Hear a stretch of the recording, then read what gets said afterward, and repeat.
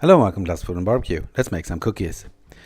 For this you need 2 eggs, 1 tablespoon of butter, half a cup of cream cheese, I've got Philadelphia, 1 cup of peanuts, 1 cup of almond flour, 2 squares of 80% chocolate and 1 teaspoon of vanilla extract. Start by blending the peanuts until they reach a smooth consistency. This takes about 5 minutes. Just let it go.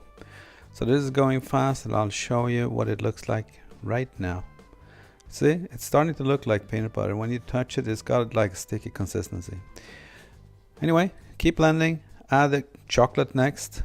It's just going to beat it up and actually incorporate it into the peanuts.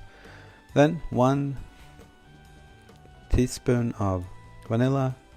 Add the eggs, the cream cheese and the almond flour and blend it well, really well. Spoon it up. This yielded about 30 cookies, so I made 2 sheets. I actually thought I was going to fit it all on one, but I just couldn't. 170, 325, 20 minutes, and this is what they look like.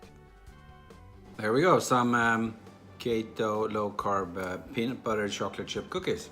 Let's try them out. Or actually start off by looking inside. Kind of hard on the surface and a little bit soft in the middle. Let's try them.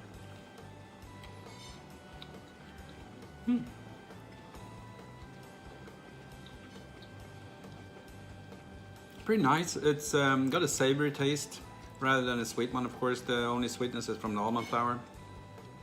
Yeah, I got a little bit of hint of vanilla and the chocolate in there. Yeah. Good enough for me. I'm going to enjoy them. Thank you for watching. Bye.